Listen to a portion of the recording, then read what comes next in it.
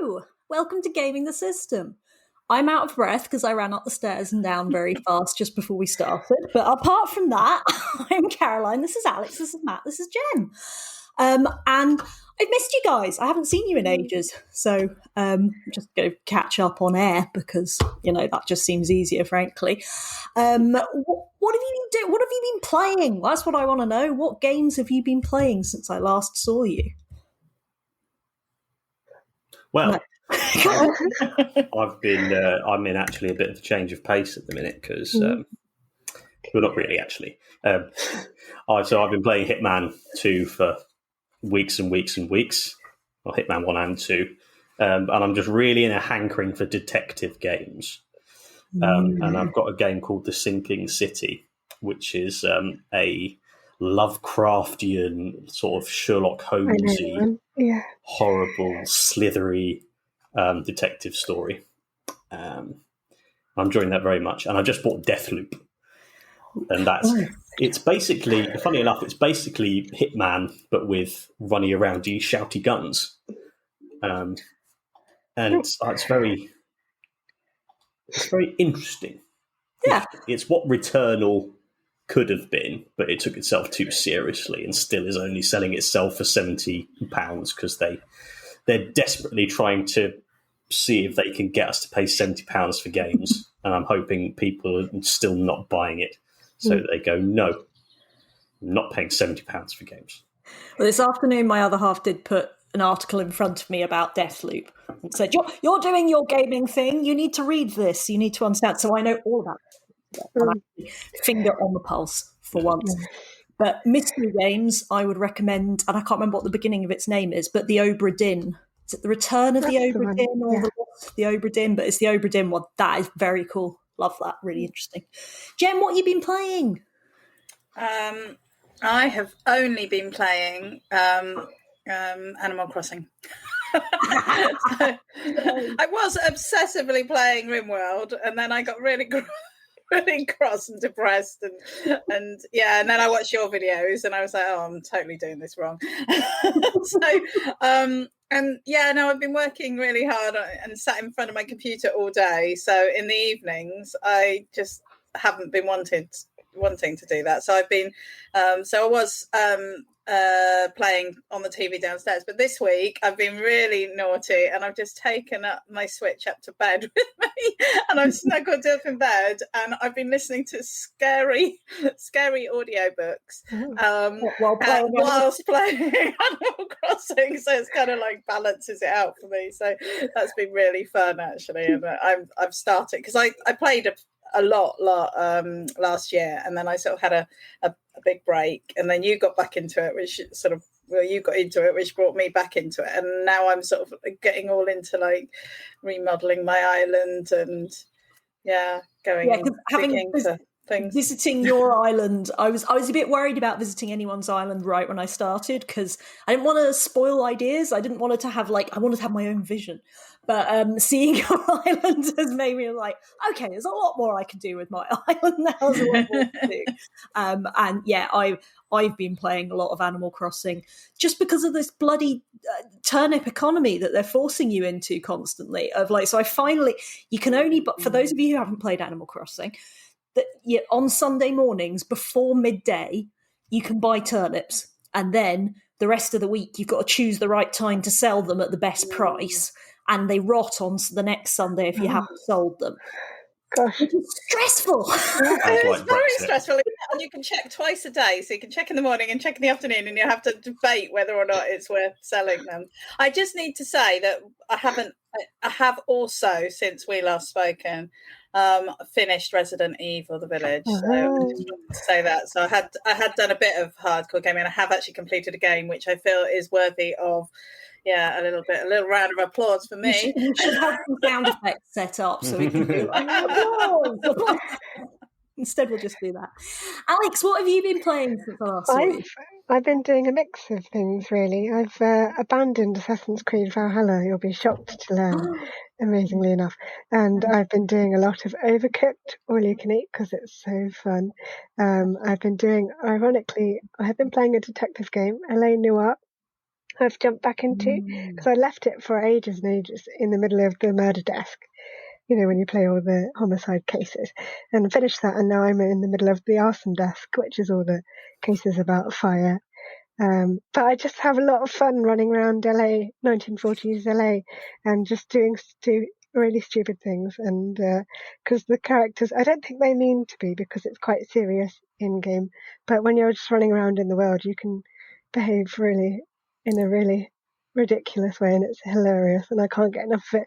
It doesn't get old at all. You can just like shove people over, and all sorts of stuff. It's just so good. And then the other game I had a go at, which you may have noticed if you watched the live stream, which was Hitman 2. I had a taster of Hitman 2, so I shall continue playing that, I suspect, soon. Yes. Excellent. LA Noir, speaking of finishing games, LA Noir, one of the few games I ever finished, actually. But that's like back on the Xbox 360 a while back. I keep forgetting how old it actually is, because it came out on PS3. Yeah. Also, one of the first games where I ever recognised an actor from the game character face, because they started doing the motion. So, what's his face out of Charmed, which is not a reference. Maybe Jem gets that, but he was Leo from Charmed. I was like, that's him. It's the game. The only one so good that I could. So good. The only one I recognised was I think his name is Matt from Heroes. If anyone watched Heroes. The police officer who could read minds, he was in that. It was good. Yeah. Well, I, as discussed, have been mostly just playing Animal Crossing. There was a fair amount of RimWorld, which I have finished that playthrough that I have been doing my little videos of over on my other channel, because they're just not worthy of gaming the system for me to put them up on there. But I'm still voiceovering them and going back through them, and it's quite traumatic. And I think that's like enough RimWorld now for another 2 years now for me. I don't think I need to play it again for a long time. And I've gone back to Rust a fair bit, but I'm having real problems finding non-toxic servers. And it's been really problematic. It's just like there are not many solo duo servers out there anymore. And I might have to set up my own one, which is annoying because I don't want to have to do that. And finally, Valheim, which is the Viking game that I streamed, has got a big update that's come out today. I say it's a big update. Looks to me to mostly be new recipes to cook on your campfire, which is, but apparently it's the bigger. I think the thing is with the Valheim team, they didn't know they were going to be such a success. They didn't expect the game to sell. I think it was like 6 million copies in its first couple of weeks, and they were like, "What?" So they've had to go on a bit of first of all, a celebratory drunken binge. And secondly, hire a team and sort of decide what they're going to do with it. So I think that's a bit why that is maybe not. But I've got high hopes. I'm looking forward to getting back to it. It's a good problem to have. Yeah, right? Suddenly have 6 million copies sold. We accidentally were too successful. Oh no, how will we cope? Yeah, that's my plan. So I've completely forgotten how to do this, but I'll just plow on. The thing we're talking about today, the topic we are talking about today is games in film and TV, and film, TV, and game. I've got ways of circling around it, but we'll get back to it. But I want to talk about basically the thing that put this in my head was I started watching the TV show Dead Pixels a few months ago, which is available on Channel 4 Catch Up if you want to see that. And I was thinking about, actually, we are getting more and more of these things where there is a representation of what gaming is in TV shows, in films, rather than just in the past where there was the odd sort of video game TV crossover type thing like that. So I thought it'd be interesting to explore that. I'm going to set you some rules today, guys. We're not going to assume that people have seen anything. So if you want to talk about something, I think it would be nice if we... because we're not going to judge anybody for not having been cool enough to have watched something, or not being old enough to have watched something in some cases.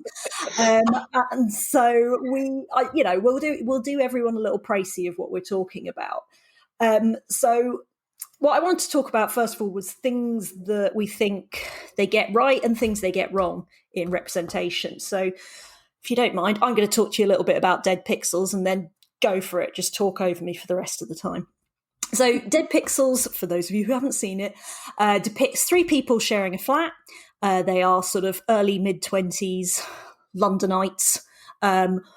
2 women, 1 man. 2 of them are gamers.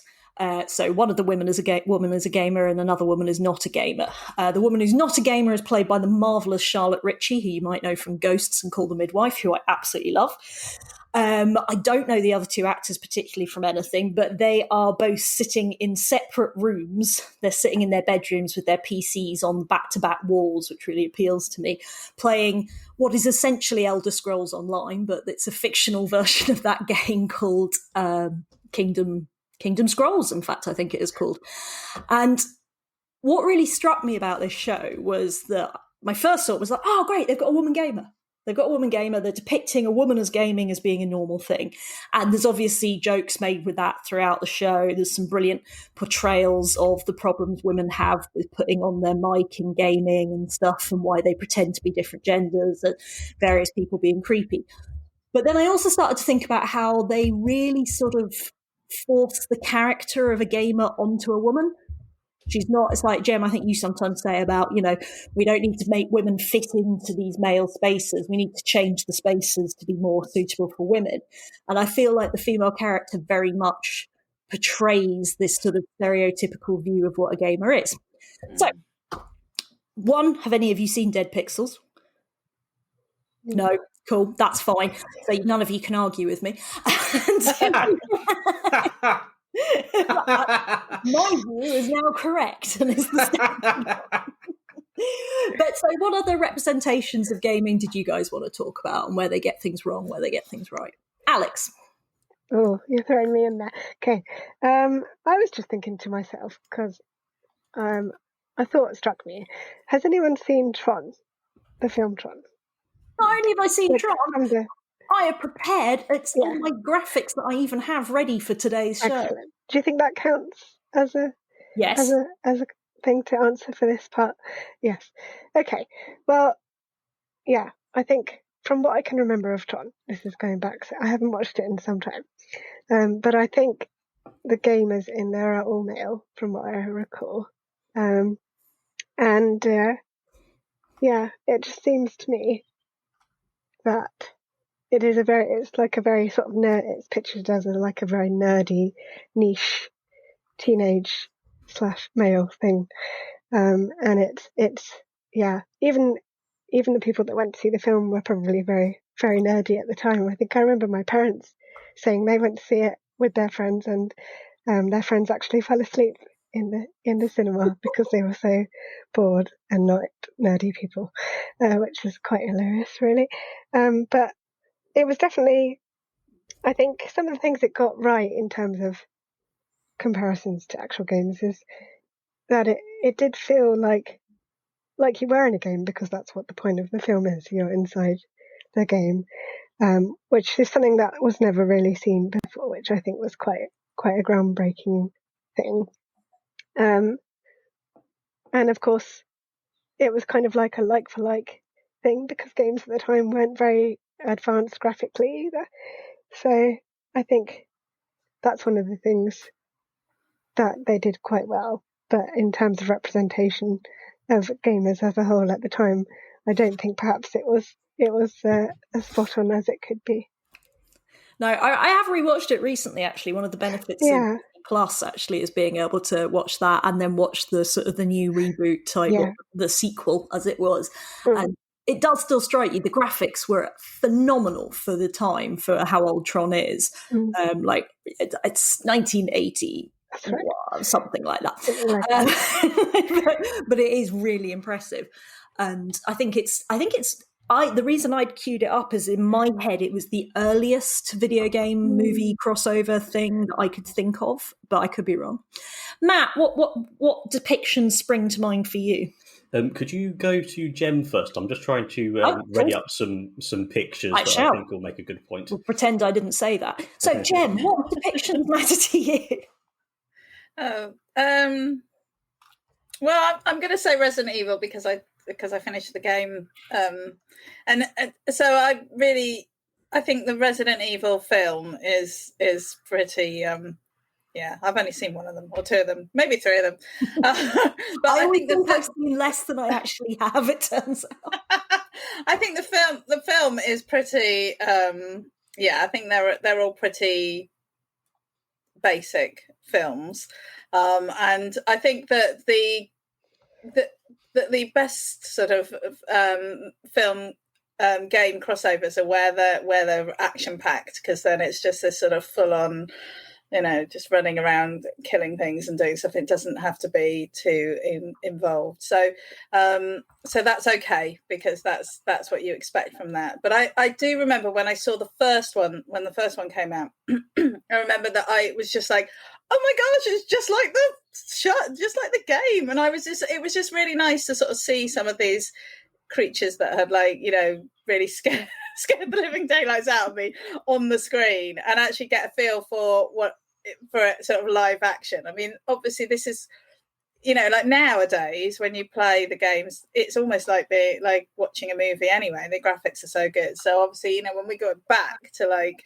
the earlier days of Resident Evil, there was a clearer benefit to watching it in live action, I think. So for me, I just remember that one of the things that scared me the most in Resident Evil was these dogs. They have this sort of like wolfy dog things that are around every corner, and you can hear them click clacking on the tiles. So I spent quite a lot of the game actually just listening, like, can you hear them? Is that so? Yeah, you can hear the zombies, and you can hear the click clacking of the claws, and those are so. And then they had that in the film, and I just remember being like, oh yeah, so don't go around the corner. I mean, on the flip side, as was shown in the image actually that you just shared, it is yet another film where it's a woman in a skin tight one piece racing around with guns. I mean, there are some practicalities about wearing an outfit like that, I think, if you're going to be running around a lot, but I think most of us would probably prefer to be in our leggings or yoga pants. Yeah, or yoga pants, racing around, doing with our hair up, out of the way, and just getting on with it. So I think that there was definitely a lot of sexualization in that film, and which was a shame, because although there is some in the games, it's not as blatant, I think, for the main characters. Unless you get the skins, and then it all gets very silly. So cool. Yeah. Matt, you've got something for me to add to the stream now. Yes, so hold on for 1 minute. Oh, no, don't. Do you not want me to do it next? Pretend you didn't see that. So, I was going to say the biggest depiction of gaming and gamers in recent memory for me is the Big Bang Theory. Don't put it up yet. Don't put it up yet. I need to paint the visual picture. Okay, I won't. I'm not pressing anything until you say, Caroline, press the button. Okay, so one of the biggest sitcoms of the last 10 years, profoundly popular. Another play on the trope of the handful of men with the attractive blonde that has been in absolutely every sitcom ever for the last 50 years. And we've got the four nerds, the four lovable nerds, even though some of it is very problematic. So this is what, according to, I think has been a general, portrayal of gamers, is what these people look like. The gaming, you can put it up now. Oh, I can press it now, right? Okay. Yes, sorry. So that's what the world has seen that gamers are supposed to look like. They're nerdy losers who literally one of them can't talk to girls. They're weedy. They stay in and play LAN parties. They play Dungeons and Dragons.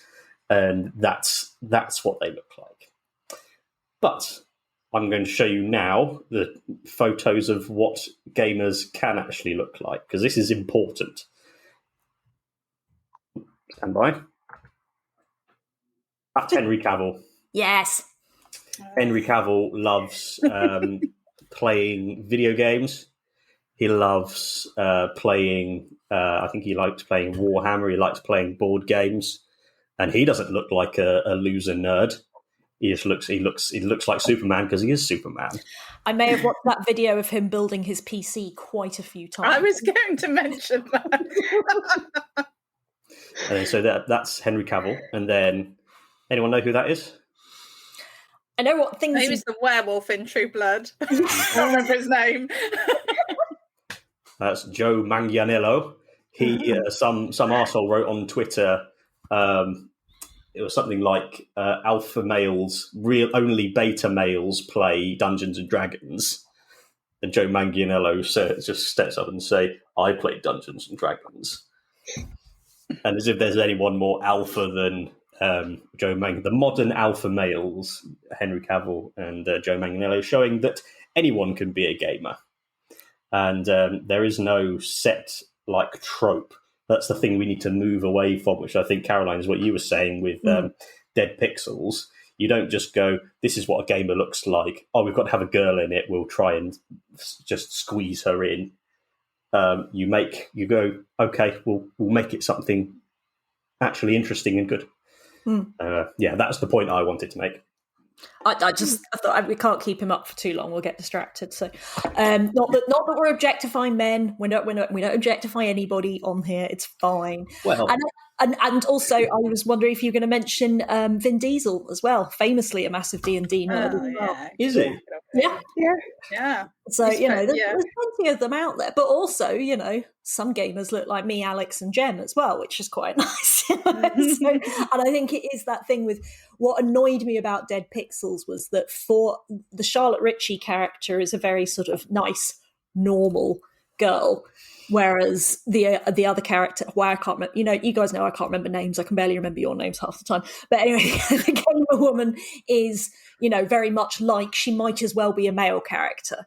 It's just that she's a woman, and so they've made her into this stereotype. And I felt that was a bit of a shame because it misses out on exploring the wider things. So the other show I wanted to talk about was one that I don't have Apple TV, so we won't discuss how I watched this show. Doesn't matter. But if you do have Apple TV, I do highly recommend it, which is Mythic Quest Raven's Banquet, which is set in a game studio. I'm going to leave it up there for a second because I'm going to point out some of the people. So the main guy at the back that you might recognize from It's Always Sunny in Philadelphia, he's the boss of the game studio.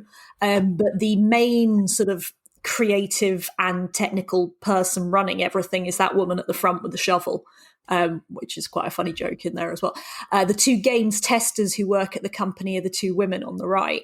And there's all sorts of lovely plots going on there. And the women in Mythic Quest, I never feel like they're being stereotyped into this is what a woman gamer is like. This is exactly the sort of category.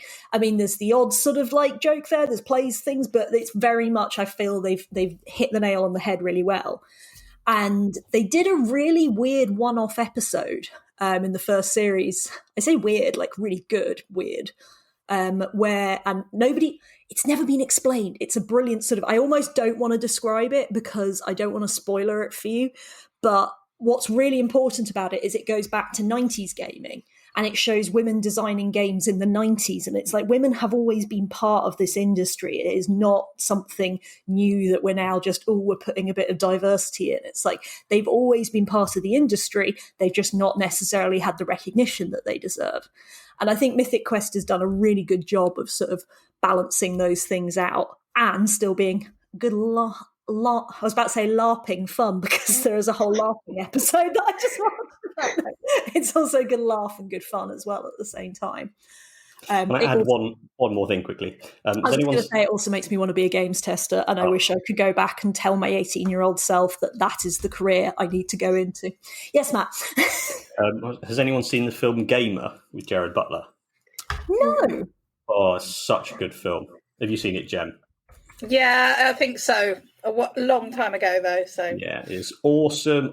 It's like It's like you play Call of Duty, but they use convicts as the characters that you control. So people buy control over characters, and then you literally control them to get through. And if you win enough matches, then your character gets to go free, and it's fantastic. But again, it really represents like what the playing can look like. Even though I think watching like online mod. I'll complain about Deathloop in one way at some point about this, but yeah, it's a gaming thing. But again, I think there's 4 women in it. Maybe one of them's a child. One of them is Jared Butler's wife, and the child is his child. The woman is, of course, because you can control other people, they use it for sex, and she gets used by this horrible, gross man pretending to be a woman so that another character can come and have sex with her. And then there's 2 twins who all they do is get their boobs out for 3 seconds, and that's it. So again, fun, but problematic as most things are. Well, because I was going to sort of go on to the sort of like depictions of women and minorities in some of these films. Now, Alex, we know who you like, and I've got both pictures queued up for you, right? So I've got 2002 version, and where's our modern era hero? There we go. I wanted to ask you, like, and I suspect it, but like, is it definitely like the modern version's much more feminist than the old version's shit, or what do you think about the Tomb Raider films? I think the modern version has definitely taken on board like the same lessons as the most modern Tomb Raiders. So they've like decreased the chest size, made her like physically a normal size of a woman. So she's quite fairly petite and sort of like evenly proportioned and stuff, and obviously more self-aware. And then the old ones, I love the old ones.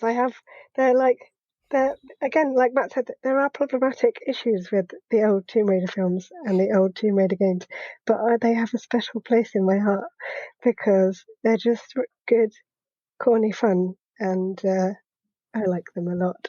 I remember seeing the first Tomb Raider when I was 11 at the cinema, and I felt quite guilty because it was a 12 certificate.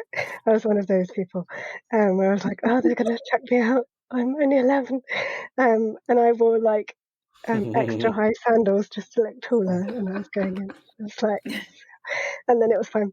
But yeah, I think there were some elements I remember being uncomfortable with, like the obvious shower scene. Which everyone might know about, is where Lara's been out and then she just decides to have a shower, and there's like at least a minute's worth of shower scene time, and then you see her boobs at one point, because they often cut that bit out of the TV, but you do see Angelina Jolie's boobs at one point.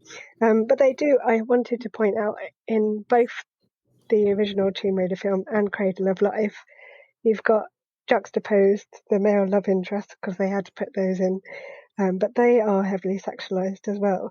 You've got Daniel Craig, before he was James Bond, also having a shower scene, and then Gerard Butler in the sequel Cradle of Life, just being Gerard Butler, and at one point Lara uses sex to kind of manipulate him and get what she wants out of the situation, which was interesting, but also there had to be that in there because it's a film and there has to be a romantic element to it. So I thought there were some parts of that where they were obviously playing up to the expectations of it being a film, and other parts they got pretty okay. Like there were some nice touches with the obvious things that you love about Laura, with the double pistols and the sense of supernatural elements to each of the films as well, because those were quite present in the games, and there being a villain as well, obviously, because there had to be. But there was definitely some problematic elements there. I think the more modern one has a similar plot line. I mean, there was a lot of plot holes in the modern one, but I mean, I think I actually prefer the older ones, to be honest. I'm going to put my neck out there. Go on, Matt. I was going to say I really enjoyed the latest one. I think Alicia Vikander's fantastic, and I like that she's this like awesome like biking, really cool at biking, and she does MMA, and she's an incredible physique and can actually do lots of chin-ups, and so they're very, very more realistic. But I think I loved the original ones too. And I don't think anyone could look at Angelina Jolie. You look at Angelina Jolie in that picture, she is Lara Croft. I think if you were to find the perfect like real life representation of Lara Croft, they capture that perfectly with her. But as you say, back then, still problematic stuff. She really owns it, but again, it does have the problematic stuff. I think the modern thing, it falls into a bit of a trap, as you say. It's like with James Bond now. You take something that 20 years ago, this was like completely fine, no problem. But if you made it today, it wouldn't roll so well. So they take that and then they sort of try and build it backwards and go, how do we take this and we'll chip away at it to sort of make it okay for now, rather than what it would be a sort of a, how do you reboot it without losing what the original games had to offer? And it's this, but I think James Bond is going to do okay because it's been Daniel Craig always been men, Daniel Craig, all the same like problems with women all the way through. That's just a bit, But now what I think they're going to do is they're going to make a black woman 007. And then that's how you take the James Bond feeling and then you reboot it, and you have to change it. You have to be bold, but you have to be, in order to be bold, you need to take risks. And I don't think a lot of people don't like taking risks, especially with beloved characters. I'm still very much on the fence when it comes to James Bond because to me, trying to make it glamorous and dramatic and exciting that somebody goes around killing people as a state-sponsored agent doesn't work for me. I can't get on board with that as a plot. But since we are on this exact topic, GoldenEye on the N64, best ever fucking film game crossover ever. So there you go. Jem, I'm going to come to you in a second because I want you to tell us more about the show that I told. Kiss Me First, that was it, which I'm curious about. But I just want to bring in Tom's comment here, which was seeing Camilla Luddington, the voice of the modern Lara in the games, speaking at a con, how people see her as aspirational. And of course, Camilla Luddington plays Dr. Joe Wilson in Grey's Anatomy. And the character, Grey's Anatomy is just a wonderful hub of feminist, positive inclusivity. And so I like to think that Camilla Luddington's bringing some of that culture with her to the games. And I like to think that's a good part of it. But yeah, Jen, tell us about Kiss Me First, because I looked it up and I'm now curious and want to watch it. Yeah, it's quite a dark show because it follows a young woman who is, well, she's not even an adult, she's only 17, and she's just really sort of sad and lonely. I think her mum has recently died, so she's very isolated, and she gets involved in this online role-playing proper virtual reality game, and meets this sort of strange group of other equal social misfits, really, online. And there's all sorts of weirdness going on, but the way that the show runs is that you have a sort of real world storyline going on, and she does meet up with some of the people in that real world space, and then there's also this virtual world, which is very similar sort of graphics to Avatar. There's an Avatar-y feel to it anyway, and so it's nice because they're depicting the two environments. And for me, this is actually something that's extremely close to my heart, because when I was doing my A-levels a million years ago, I did theatre studies and I was awful at it. And I wrote and directed a play as part of my course, and it was awful. But the idea of it was that it was, I know I'm not selling myself, but the idea was that it was this online offline crossover, and it's extremely difficult to portray, definitely when you are 17. And you have no access to anything except for dry ice, which is basically how I like to picture the different worlds. But yeah, putting my directing abilities to one side, I like that. I think it's a really interesting thing, and I think that that Kiss Me First does this quite well, actually. Moves between the two worlds. They have, I think, cheated a little bit because they put on the headset, and the world, that the environment that they go into is extremely it's sort of Ready Player One kind of level of virtual reality, and obviously that's a long way off from where we are right now. So it's not quite the experience that I think any of us would recognise in the game world, because it is a very immersive experience. But it's really nice to see this sort of playing out, and the story. I don't want to give too much away, actually, but the story is about the sort of issues and risks of that crossover when something can be so real online that it's too alluring.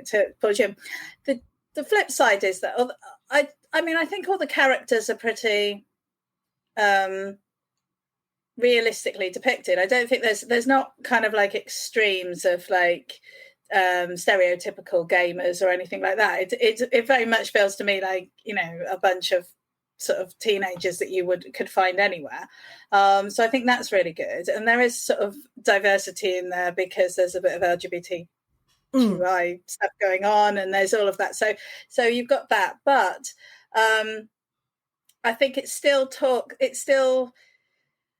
leans a little bit on the side of like, oh, it's a bit dangerous, these kids getting too involved in their gaming, getting too sucked in. You can't trust anyone you meet online. They've all got nefarious sort of undertones going on, and they're all going to try and con you and ruin your life. So there's an element of that goes on. But I think, it's an ongoing series, so it will progress. But yeah, I would definitely recommend watching it.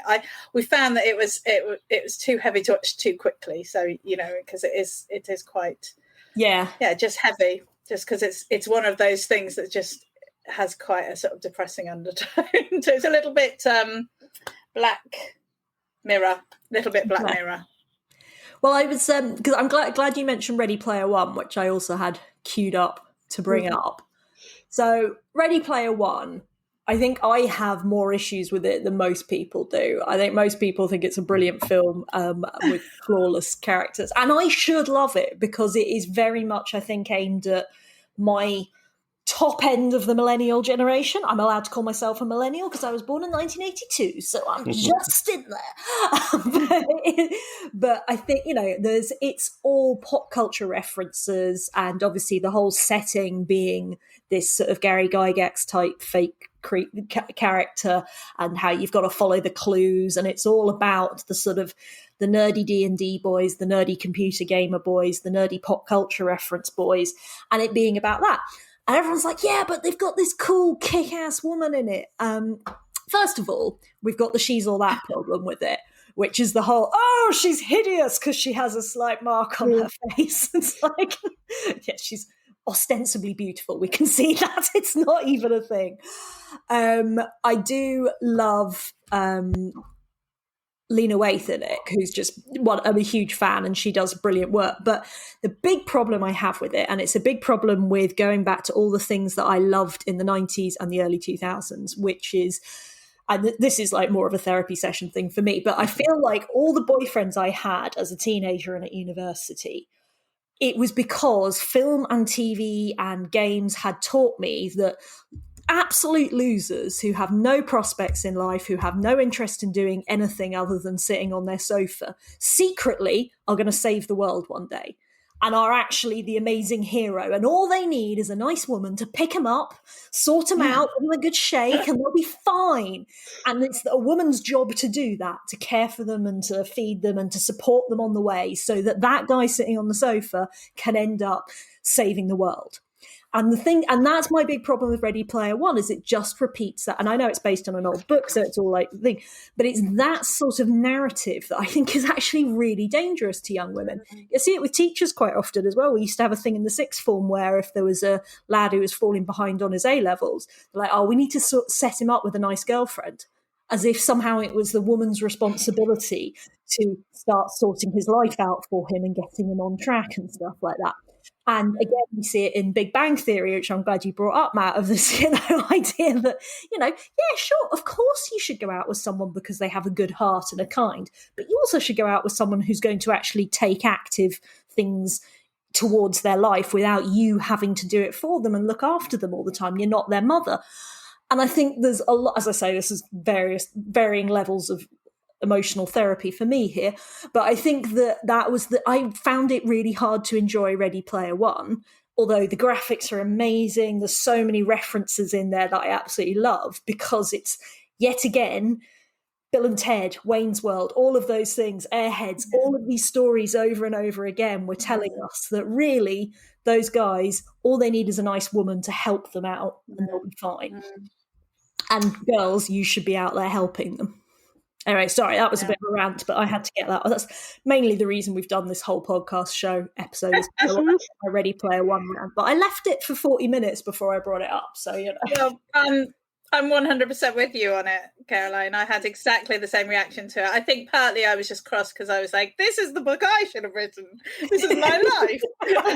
But obviously not not all the stuff. And also, but I do think it's also worth pointing out that he is more attractive in the film than in the book as well. They improved him too, because the character is not supposed to be all that either. So I think it just goes to show, doesn't it, how we, when we turn these things into live action, we just want everyone to look pretty, and we can't understand why somebody would find somebody attractive when they don't have the classic good looks. And and I think that's really problematic, actually.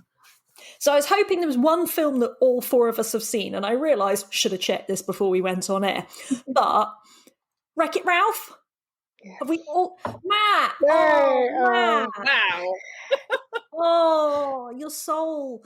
It's so good for your soul. Wreck-It Ralph is one of the most heartwarming, beautiful films ever. I don't like heartwarming films. They always start with tragedy. You're the character down in the bottom right there. You see that woman down in the bottom right there? You're that character. She's resisting heartwarming and having her heart warmed. And she's like the Halo character from like games like COD and Halo running around. It's brilliant. I have not got a bad word to say about Wreck-It Ralph, but it does have a lot of women in it. It does have a lot of women in very different roles. So I did wonder if Alex or Jem, you had anything to say about Wreck-It Ralph. I just really liked it. I liked how, this is going slightly off topic, but I like how many Easter eggs there were in it. And I think that's the thing that's reflected in a lot of games is the Easter eggs that you find is led. There's just so many. You can watch Wreck-It Ralph about 3 times and you still spot something new the next time you watched it, and that's just a nice sort of throwback to games and the secrets that you can find in games. That was my only point that I can think, and otherwise it's just a great film. Go watch it. No, if there's one film that I'm going to make you watch, Matt, it's Wreck-It Ralph. And Jem, any problem with the cupcake princesses doing the motor cars? I think they're feminist icons. I don't think there is a problem with them.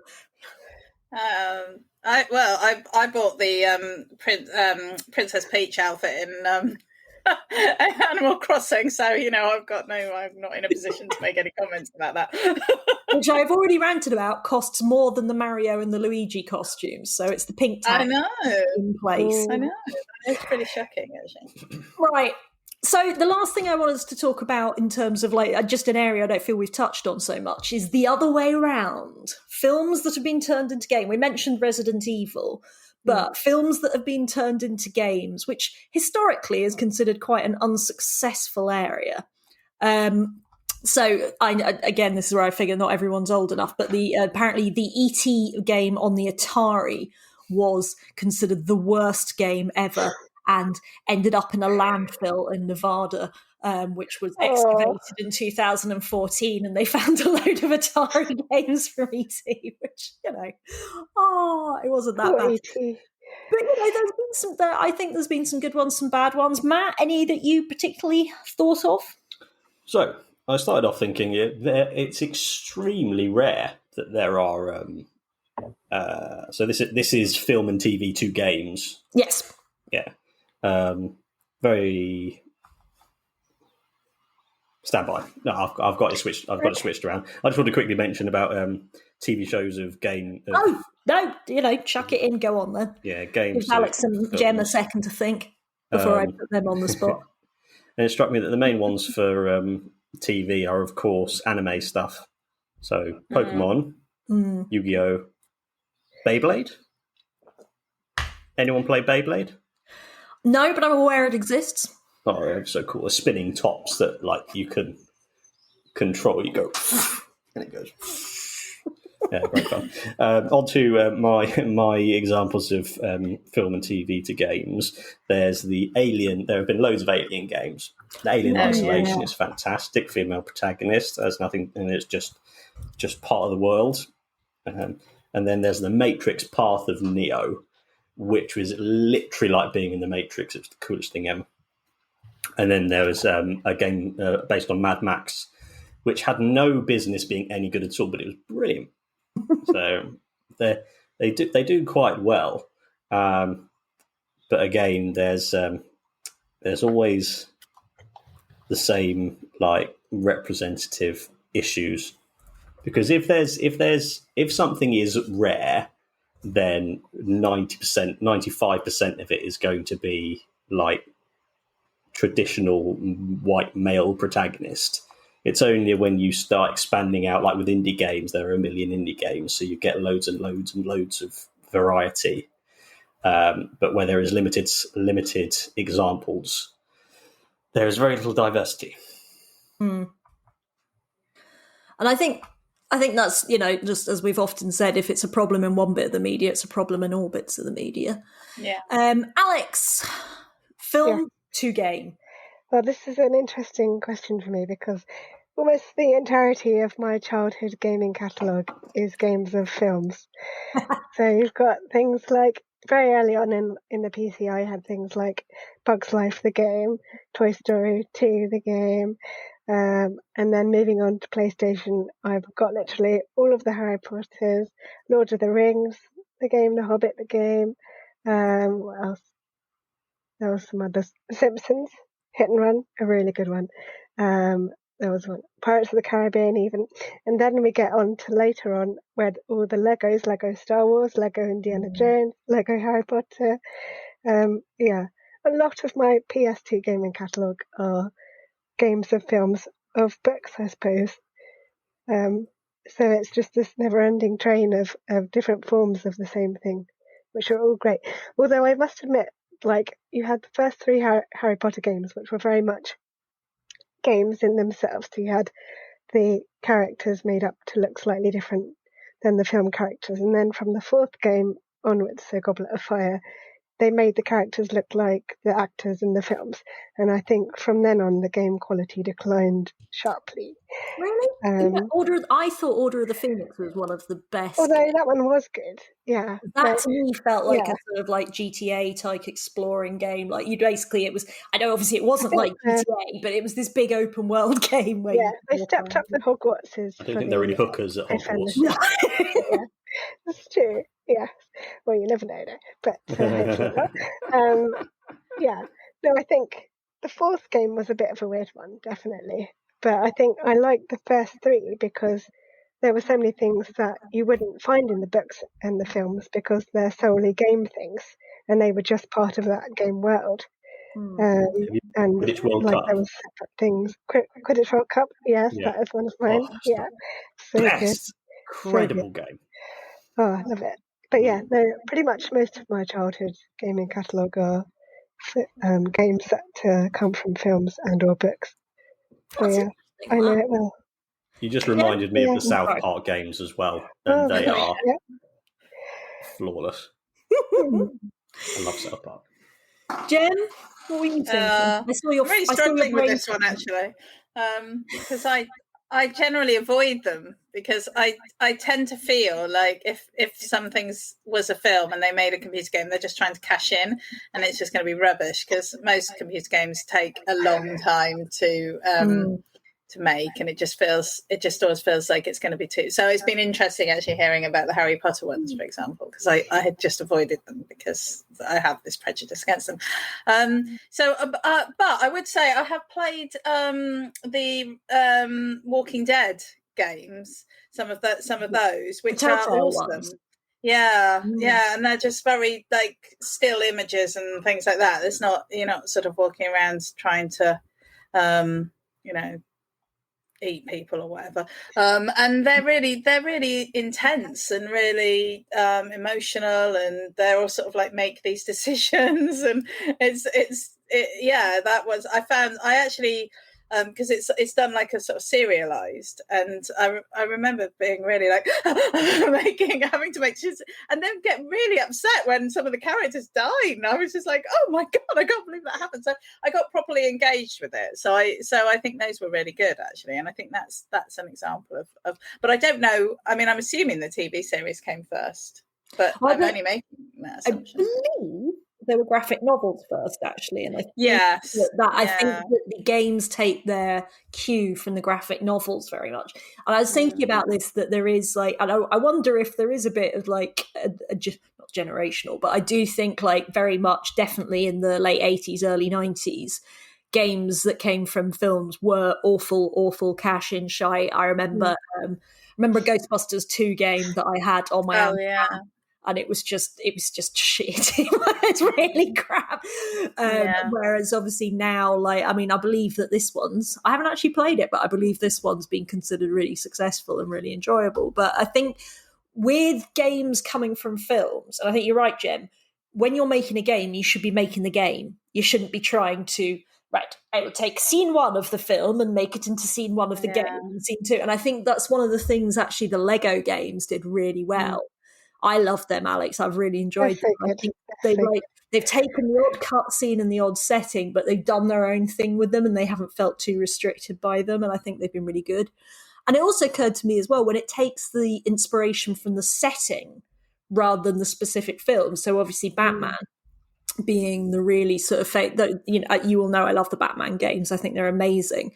I think mainly because I think they've got the best melee combat system out of any game I've ever played. And I think that those, again, by not going, we've got to accurately remake this film scene for scene, we're going to take inspiration from this, from that. You can make all sorts of cool things. The only one we haven't mentioned that I wanted to mention, and, basically this has just been a Caroline wanted to talk about film and TV podcast, so I'm going to do it, which is Jurassic Park. So... there is. Oh yeah, I know what you're going to say. Jurassic World Evolution 2's on its way out, and I did play Jurassic World Evolution and I enjoyed it. I did enjoy it a lot, but it is nowhere near as good as the PlayStation 2 game Jurassic Park Operation Genesis, which was the best game ever. In all of I spend a lot of time playing theme park games, building, RimWorld, things where I get to build a little world and manage it and run it. That's what I like in a video game. I like to create my own little world and micromanage it and see what happens. And we can all discuss what that says about my psychology later. But Operation Genesis was really, really good for that. You could create a perfect Jurassic Park with all the things you wanted. You could run it really well, or you could take down the fences and let the raptors eat everybody. You could have so much fun with it. But because of licensing issues, it can't get reissued. Basically, the company that bought the license now no longer exists and never sold it to anybody else. And so that game is just gone forever in the mist. And it makes me sad. It really, really upsets me that I'm never going to get to play it. And Jurassic World Evolution, it's all right, but it's not as good. So yeah, that was my other rant that I had to get in. Right. Has anybody got anything else they want to say on the matter of video games crossing over between video and film and TV? Jem! I wanted to give a mention to The Guild with Felicia Day, because I think that as a representative example of gamers, I actually think that was awesome. And it was out when I was heavily into World of Warcraft, and it was clearly parodying gamers of those kind of games, and it's really nice because you've got you know there's quite a diverse representation of players. There's lots of different skin colors, there's lots of different ages, there's lots of different backgrounds. So you've got sort of stay-at-home mum, you've got your teenage like boy, you've got your middle-aged man, you've got ditzy Felicia, and and you've got Tinkerbell, who's just awesome and doesn't want to be, just very like distancing herself, and Zabu, who's just so funny and always trying to get in with all the girls, really. And it was so much fun. It was just a really quick little sort of web thing, and well worth looking up if you haven't seen it. Mm-hmm. I think it will age well. Generally, anything involving Felicia Day is a good thing to look up. Generally, I love Matt. Yeah, very quickly, you're saying games that restrict themselves to the source material aren't often as good. There are two things that break that rule. There was the PS1 Hercules game, which I thought really was nappies, and it was amazing. And then the other one is the Lord of the Rings, Two Towers and Return of the King PS2 games, because they literally took scenes and recreated them, and just awesome, absolutely awesome. No, and you're right. I remember playing that particular, not the Hercules game, just to be clear, the Lord of the Ring game. And I remember like this scene where you're fighting the big old ogre trolley thing in the Mines of Moria. That, like, I still remember that this many years later as being like an amazing moment in gaming, and like one of those ones where it's like it's really stuck with me as being very good. And I'm glad we brought that up as well, because Daniel did ask, does Lord of the Rings count? Yes, it counts, Daniel. Definitely. Absolutely. And that's the thing, is like there is this sort of and I think that the narrative started with the magnificent, classic, brilliant movie of Street Fighter 2. Wow. Wow. Look at those outfits. Is that Kylie? Wow. Yeah, that's Kylie. Oh my gosh. Oh my gosh. Kylie, Jean-Claude Van Damme, your woman from ER. Yeah. Wow. And the guy on the left's quite famous as well. I can't remember his name now, though, but at all. But it's like a bisexual heaven. The two guys and the two girls. But that was 1994, and sort of, if you think about it, video games then had been around for about 12-15 years, really sort of and it's those, I think some of those early video game movies gave a really bad name to video game movies. I don't want to say it because I love it, but the Super Mario Brothers movie as well, stars what's his name from Who Framed Roger Rabbit, and John Leguizamo. I can remember John Leguizamo's name, but I can't remember the guy who played Mario. And again, I think it was quite a fun film, but they gave it a really bad name when actually, as you say, there's been some really good crossovers later on, and I think going the other way, there's been good crossovers. So I think it's just more the early doors, the media didn't get it right. They didn't do these crossovers well, and we shouldn't judge all film games or game films from now on, forever and evermore. Raul Julia, that's the guy who played Gomez in the Addams Family. Thank you, Tom. Most appreciated. Yes, him as Bison there. So I've been stalling because I haven't got a wildcard question, because I forgot that that's been I've got since I've been here. So I forgot to do a wildcard question. But Matt, have you got a spare one? I do. Can you lend me a wildcard question? Go for it. I will answer it then. Okay. Gaming phenomena that make you feel old. Okay, so my one, I'll go first, give you a little bit of time to think about it. Roblox. What the fuck is Roblox? You're not old enough. That's the problem, Matt. If you're as old as me, then you have a child who can tell you. Exactly. That's just literally just said that. There's like the age point where you get up to the child's having. You have an auxiliary knowledge, because you need to know enough to stop them spending all your money on skins and blocks. And it's that thing, like it's like the Fortnite for. If Fortnite is like something that I understand, it is to me what Fortnite is to like someone in their 50s. And I just go, nothing. Understand nothing. It's amusing you say that, because the first thought I had was amiibo. I was like, I don't really know what that is, but I think it's the same thing. But I tell you what, and this is relevant to Dead Pixels, is bloody well paying for little boxes, like little loot boxes and stuff like that, when you don't have to, when they're purely cosmetic. I refuse to ever give any game any money for something that is purely cosmetic or just nonsense. I'm just... Apart from Rust, but that's because you can make money on the Rust market by selling them, and I have actually made quite a bit. We sold our Christmas lights for 70 quid a few weeks ago. So that's me. Alex, what makes you feel old in gaming? I was thinking back to the very start of my life as a gamer, as it were. I think comparing that to now, one of the things is putting a disc in and then having to wait while it downloads more. Like, you should be able to play right away and not have to download, and then also keep downloading updates all the time. Yes! Every time I open Elder Scrolls Online. I hadn't thought of that. In the old days, you had a disc. Yeah, you just pop it in, and off you go. Yeah. No updates. Yeah. They got it wrong. Then you just get. There were patches, but like that's a different thing. But yeah, no more download. Right, it's disgusting that somebody paid 70 quid for our Rust Christmas lights, but they did. So what makes you feel old in gaming?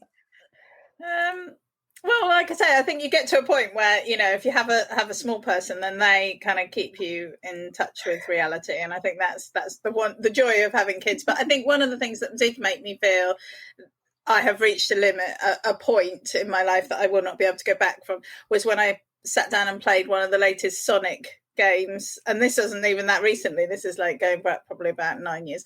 And I just remember sitting down and I was like, nope, my reactions are not quick enough anymore. And I'd loved Sonic, but I just couldn't keep up with it. It was just way too fast. And I was just like, I have no idea what's going on. This is all happening too quickly. I am too old for this.